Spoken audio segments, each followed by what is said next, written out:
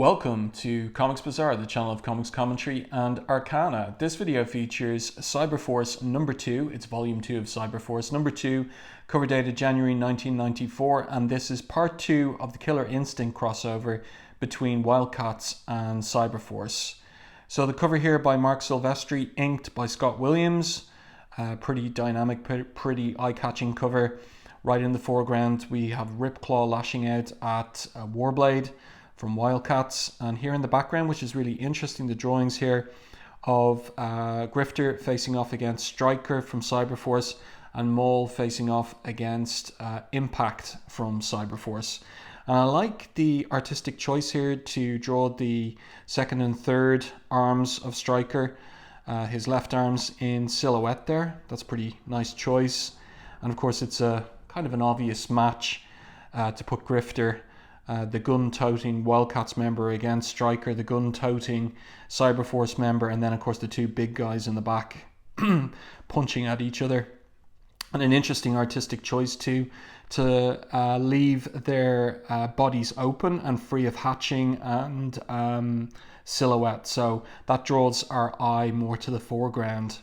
And one thing here is that like these two characters, to me, they're analogues to Sabretooth versus Wolverine in the X-Books, and Ripclaw most particularly has more of an analog feel to Wolverine. His body type is much more like Logan's, whereas Warblade looks like he's 6'4" or something like that, a different body type. But looking at this cover, it does make me wish for more Marc Silvestri Wolverine versus Sabretooth rather than this. Let's open this one up to the first page and see what we have. This is actually set in the past in respect of the Killer Instinct crossover present, and we see here a team that includes both Ripclaw and Warblade, as well as Killjoy here, who's a character from Cyberdata, and Misery in the background. So Misery was introduced in WildC.A.T.s number 5, and she has a history with both Ripclaw and Warblade, who are love rivals for Misery, but she's a bit of a femme fatale, and we'll see that in due course. So this is a strike team that's going to this isle, that's Isle of the Dead, that is off the coast of Gamora, and they're there to retrieve some information, kind of intellectual property owned by Cyberdata. So they're working for them. We've got these kind of anonymous mercenary types in the background there as well, as part of their team. And there's a little bit of tension between Killjoy, excuse me, and Ripclaw in particular. She insists on calling him Chief, and he just keeps reminding her over the course of this issue that the name is Ripclaw, until a point where she uses his desired name out of respect because of what happens subsequently. So they land close to the island, and then we get this really great double page spread. Now the wrap here on the issue is quite tight here, and so we don't get to see all of Ripclaw's face, which is a shame, but that is a pretty cool double page spread, and I imagine Silvestri enjoyed drawing it. Now he does look back at this time of his career, and he does lament the fact that he kind of leaned into a very exaggerated style, consistent with the what would we say, like the aesthetic and image for exaggerated anatomy and poses, even more so than what artists were doing back at Marvel. And so he laments maybe leaning into that too much, but I don't think there's anything to complain about on a page like this, unless it be the computer coloring, because it is just a touch too dark on this page. And part of the problem here is the newsprint that the work is published on, different from, excuse me, the choice that Jim Lee had made. with WildC.A.T.s number 5 to switch to glossy paper, which showed the computer coloring just much better. Now, that reminds me, I've neglected to go through the creator credits. So Marc Silvestri is credited with co-plotting the story and penciling it, obviously. Eric Silvestri, his brother, is credited with the script. Eric Silvestri writes dialogue a touch better than Brandon Choi, in my opinion. Let me know which of the two, Eric Silvestri or Brandon Choi, did you prefer in the comments to this video. Scott Williams inks. Scott Williams is a good match at this point for Marc Silvestri. Joe Chiodo colors, and there's a bunch of ink assists from JD, John Ty, and Rich Johnson. So what they're doing is they're filling in blacks and they're inking backgrounds. Scott Williams is taking care of all the character drawings, like the figure drawings. And there's also some color separator credits here, Ollie Optics and Brian Haberlin. So that's the digital coloring, and there's even some color assists there from Wendy Fouts, Paige Apfelbaum, and Monica Bennett, who I believe is the wife of Richard Bennett, the artist. So back to that cool double page spread again. They're on their way down to the island, and Misery here is getting into Ripclaw's head, and he's not having it, but he reveals in his thought balloons here, damn that woman, I underestimated her telepathic ability. I always feel so defenseless around her. She's even found a way into my dreams. I wake up wanting her, then I think about her during the day, knowing deep down inside it's not real, but not knowing how to stop it. So he's obsessed. She's a femme fatale. And Warblade here, once upon a time, had a relationship with Misery, and he's over it, and he's thinking here, he's thinking that Misery likes to sneak up on you, get under your skin, into your blood, play with your head. I know it, he thinks, happened to me, still haven't gotten over it. There's one bunch of credits I neglected, and that's the lettering credits. So the letterer here is Mike Heisler, but Chris Eliopoulos gets a credit, and Chris Eliopoulos comes on the later pages. And what kind of keyed me into that is the way that the thought balloons are done here. There's a kind of an evenness to the border of the thought balloons, whereas when Chris Eliopoulos comes on board, they're a little rougher in terms of the borders of those thought balloons. Also, the lettering is too bold. Like, look at this. Everything looks like it's bolded. There are bolded words like mean and Speed Queen there and Ripper Dearest, okay? But it's hard to tell because all the lettering looks bold. And that's something that is a little distracting on certain pages. It looks a bit better here on this page. There's more distinction between the bold and non-bolded letters, but on certain other pages there isn't. It's difficult to distinguish them. So they're down on the islands. They're at this particular location. It's a location of a secret base. Not so secret because they know where it is. And Killjoy here, who is the team leader, says there are 3 main objectives: retrieve technology taken from cyber data, neutralize the person responsible, and destroy the facility. And she continues and says, I know you've questions, but information is still being provided on a need-to-know basis. And at this point, none of you, and Ripclaw fills in needs to know. This is a nice anchor image of the 4 primary characters here. Ripclaw, Warblade, and then a really nice pose on Misery there. And then just the anonymous troopers there in the background. So Misery continuing to flirt with, in her annoying way, Ripclaw. And then she has a bit of edgy banter with Warblade. And when he asks her, why do you bother with him? Do I detect a note of jealousy, Reno dear? If I didn't know better, I'd say you still care. So then we're at the entrance to the secret base, and Killjoy finds a secret panel. And she's talking here about like what's going on. Because Ripclaw asks her, so what are we looking for anyway? A stolen disc, she says, that contains the formula for an advanced biosynthetic organism called COS7, Cybernetic Operation Systems. Okay, you see a little bit of what that is in WildC.A.T.s number 5. So it's these synthetic hunter-killer beings. That's what they're trying to get the stolen disk back to Cyber.data for. So the secret entrance opens up and Ripclaw goes down, leaving Warblade and Misery behind in a B team, okay, to support and provide cover fire during extraction. So down goes Ripclaw, and we're going to turn the page now. We'll see an excellent double page spread here. Ripclaw felt that something was off, and he says, "Something you should know, Killjoy." "What's that?" she asks. "My senses never lie." So good on Eric Silvestri holding back from papering over this with a load of dialogue, which is, I'm afraid, the kind of thing that Brandon Choi would do. And that's why I think in some regards Eric Silvestri's that bit better. He just lets the artwork sing here on the page. And just look at the anatomy here on Ripclaw. Just the exaggeration of all the muscles. But what I like here is the rendering of the creases in his uniform here.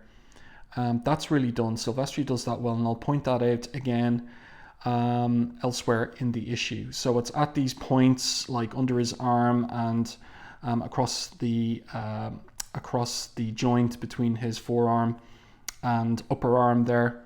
That's nicely done. That's something to, imitate in your own work if you're an artist. And then these kind of security system robots that come after them, they're fairly generic looking, not too interesting really, but we're going to get some action now. And so here's that page of action. Ripclaw ripping them apart, easily enough. Killjoy blowing them to bits. And I like this panel down here of the robot units in silhouette here, just with these what do we call them, like these kind of optical units, part of their quote-unquote faces showing in red. That's pretty nice. And then we have a scene shift to the command post, the central command post, and here's this character Rick Toffen that we saw for the first time in WildC.A.T.s number 5, and he has noticeably his right eye, which he didn't in WildC.A.T.s 5, so we'll find out how he lost that eye in this particular issue. So there's a little conversation there between him and his one of his assistants, and he's fairly confident that they're secure in their central command post. But the door alone, which is made of solid steel and weighs over 5,000 pounds, is blown open. So not so safe. That's a great shot, upshot at a 3/4 profile of Rick Toffen there. Silvestri very good at that kind of angle. So then we've got a nice full page image of Killjoy and Ripclaw having blown open that door, and Rick Toffen taken by surprise and alarmed at their entrance. This is great. This is more of this indication of these creases in the uniform. They're at the bend of his forearm and upper arm. And also I like the way that he's rendering the cuts and rips in the uniform as well. That's nicely done. The problem on this page is the computer coloring. It is oversaturated. It is too dark on the page. And again, that's something that can be resolved and will be resolved in due course when Silvestri switches to glossy paper for the comics. And let me just check something here for a moment, because yeah, it's $1.95 for this, $1.95, and that's the same price for Jim Lee's glossy paper WildC.A.T.s, $1.95. So price is not the issue here. Silvestri needs to make that decision looking at this to switch to glossy paper. So what happens is that Rick Toffen orders his security robots to attack Killjoy and Ripclaw. That's not going to go very well. And meanwhile, Warblade outside the facility is starting to get worried. He asks, shouldn't we have heard something from Killjoy by now? Misery responds, our orders are to maintain radio silence until we hear from her. Maybe there's something wrong with the radio, he says. And she says, and she lies, I'm communicating telepathically, everything's under control. Oh yeah, so what's he doing up here? So this is Rick Toffen emerging from a secret passage, a trapdoor, and he's looking to make his escape. And then here we've got this great anchor image of Warblade leaping towards Ripclaw and realizing that Misery lied. And we know from WildC.A.T.s number 5 that Misery is in alliance with Rick Toffen, that she's a traitor. Now, just want to comment on this profile of Misery's face. This is classic Silvestri, where you have this high forehead here and the long but slightly snub nose. But the high forehead is distinctive of Silvestri at this time period. So then we get an action page of Warblade taking apart this robot that is in effect Rick Toffen's only protection. This is a great shot, great foreshortening in this panel of Warblade reaching out with those blades. Nicely done. And then we have his figure in silhouette here, and silhouette, he takes out Rick Toffen's eye. That's a nice panel there. Really nicely done. And this is because Rick Toffen took out an eye of one of Warblade's comrades in the past. And he says here, an eye for an eye, you know, like the Bible. Look at the lettering here. It is really dark and really rough, like it was done with a leaking marker. Something has gone wrong here. This lettering has been done at speed. And it's very dark, very bolded. And something that would be remedied in the future. So, Warblade here realizes, remembers again that Misery is a traitor because she kills part of their team with this machine gun. And then he leaps towards her just as Ripclaw emerges from the trapdoor that Rick Toffen emerged from. And he just is in time to see Warblade racing towards Misery. And I love the uplighting here on Ripclaw. This is really nicely done and rendered by Silvestri and Scott Williams. And then another silhouetted panel just with Warblade's green ponytail showing as he stabs Misery through the chest with one of his extended claw fingers. It's nicely done. A lot more of this use of silhouette in this panel as well. We just get to see the red blood pouring from Misery's silhouetted figure. Interesting art choices, and I wonder why Silvestri made that decision to black out the figure mostly. It doesn't entirely work here because there is an attempt to indicate some of the lines of anatomy, but the printing is so dark, it's not showing up very well. And again, the computer coloring is very dark on this page, especially this panel here. So there's things to remedy. But now we get a fight between Ripclaw and Warblade, and that's pretty cool. And we can see that it's a very bloody fight here. And Misery, who is still half alive, is egging Ripclaw on telepathically.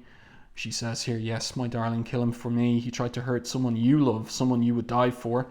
So Ripclaw backs Warblade onto the edge of this cliff right beside the sea, overlooking the sea. This is a great top-down shot on Warblade with his back muscles showing there and his splayed legs.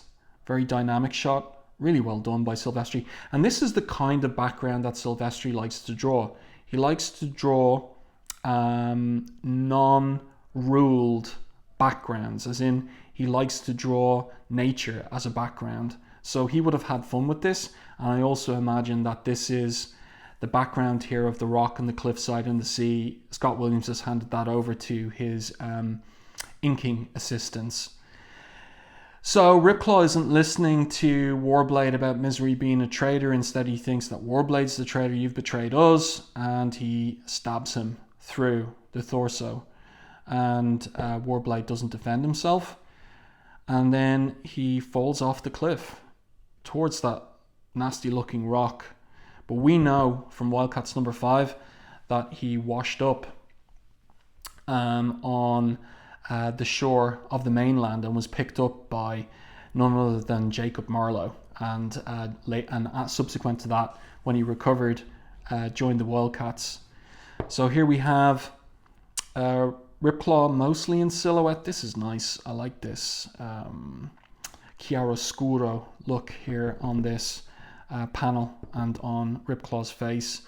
And then Misery's there. Thank you, my darling. Now come to me. She's dying apparently. She says here, I need you to hold me one last. And it looks like she expires, she dies. But then the scene shifts to the present, today. And what we're looking at here is the last double page spread of WildC.A.T.s number 6, where we had her in the present, in that cemetery on the Isle of the Dead, and Ripclaw once again under her control and squaring off against Warblade. So this is Silvestri's version of a scene, a double page spread drawn by Jim Lee, and you can see that in my video review of WildC.A.T.s number 6. But just one thing I want to draw your attention to here is just the size of Warblade's tie here in the foreground. Just there's the back of it and there's the top of it. It's huge. And the huge claws here on his right hand as well. And then this is a great panel of Ripclaw launching against Warblade. And Warblade's got that kind of elasticity in his body as well. A little bit like Mr. Fantastic, just stretching that claw. Now it's got 4 fingers beyond Ripclaw, behind Ripclaw. It's pretty cool. And yeah, so Ripclaw misses him.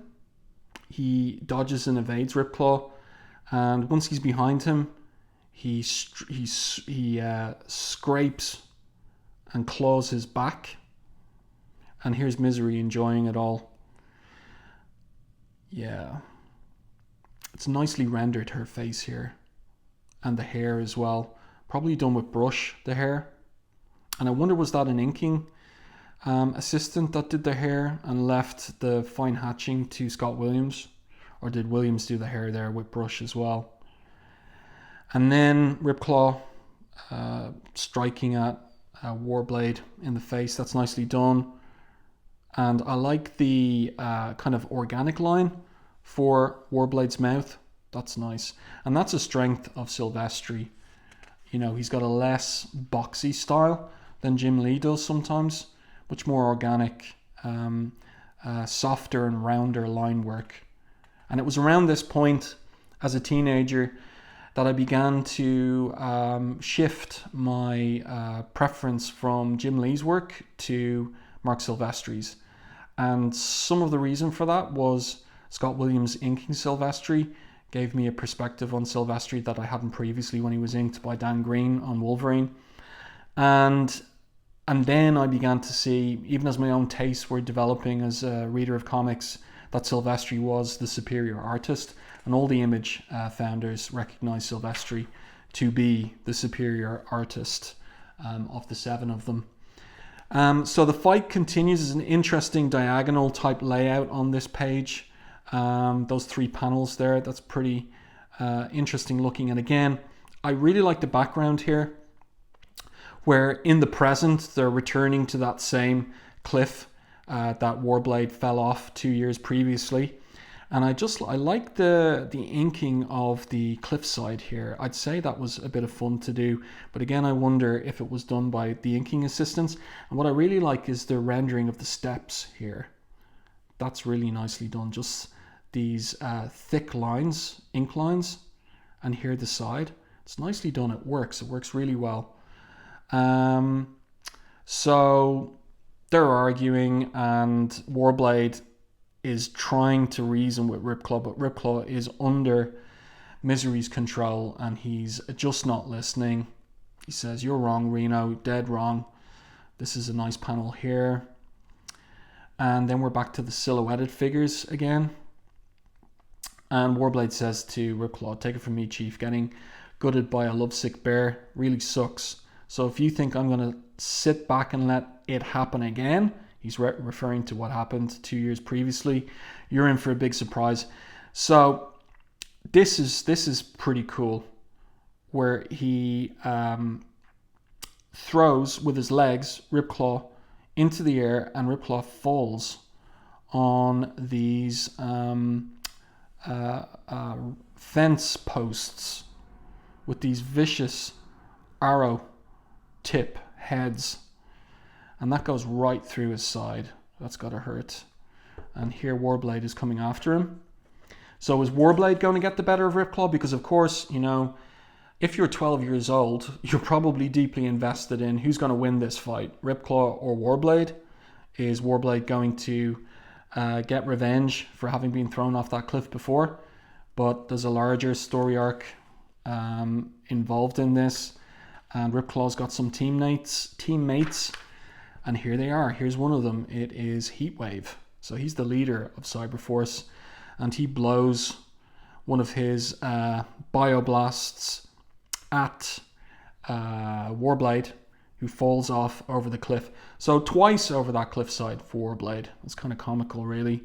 And then Heatwave lands, and they got to take care of Ripclaw. He seems well recovered shortly afterwards. I don't think he has a healing factor or anything like that.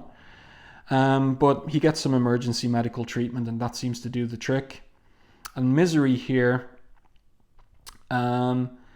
is delighted at the arrival of Heatwave and Cyberforce, and she joins them, and basically she lies to them, which is what she does, about the WildC.A.T.s, and that the WildC.A.T.s are in league with Cyberdata, that they're working for Cyberdata, and that they have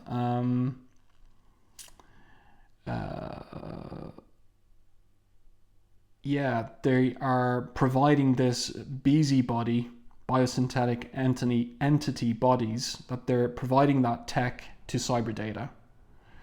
So that's the story she spun them, and they're believing her. And Cyblade, who's piloting their craft, says, "We've got a positive ID on those GPS coordinates. So those coordinates bring them to the location of the WildC.A.T.s last seen at the end of issue 6 of WildC.A.T.s. So there's a nice group shot here, but the coloring here kind of obscures the figures. But this is Silvestri's first renderings of the likes of Zealot here and Spartan, and they look good.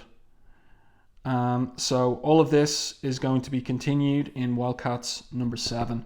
And if we turn the page here, what's interesting, and before I do turn the page, I like this upshot on Cyblade here.